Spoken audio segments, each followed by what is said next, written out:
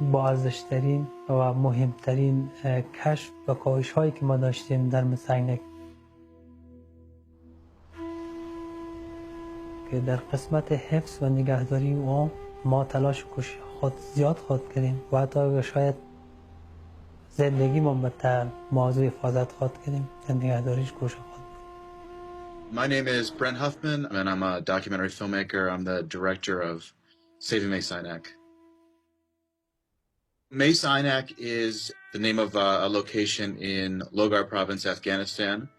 It's the site of a 5,000-year-old ancient city.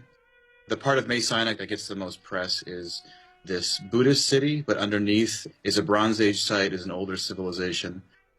What's also been in the news is the copper deposit that's directly beneath Mes Aynak. So there's essentially $100 billion worth of copper directly underneath these ancient ruins, and now a Chinese state-owned company is interested in and has actually purchased the rights to mine this $100 billion worth of copper. They're proposing to mine this copper using what's called open pit style mining, which is the cheapest, most environmentally destructive form of mining that exists. Basically, they will, blow up the entire mountain range, and they'll have to destroy local villages, all of the archaeological remains, including this Bronze Age material.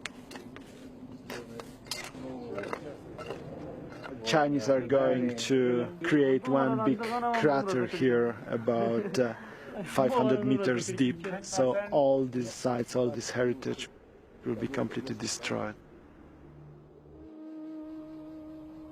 مثل ازی که یک مادر طفلش میمره همین یک احساس بد برای ما رخ میده چون زحمات بسیار میکشیم.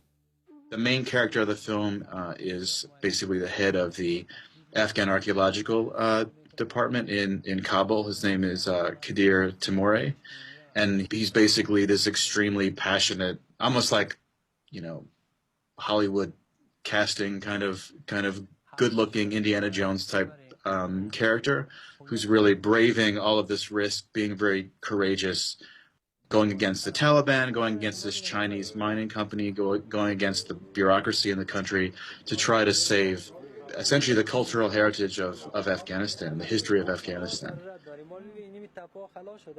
In a lot of ways, the film is kind of the story of Afghanistan in that the country and the Afghan people have really been victims of, over 3 decades of just continuous war, where the Russians, the United States all have different agendas and have kind of been, using the country in various ways. And now, I would argue that this Chinese company is doing the same thing in a very direct economics way.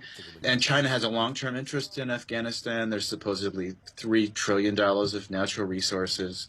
There's copper, there's lithium, there's oil. And I think this is kind of business as usual, Afghanistan being exploited and really losing out in a big way.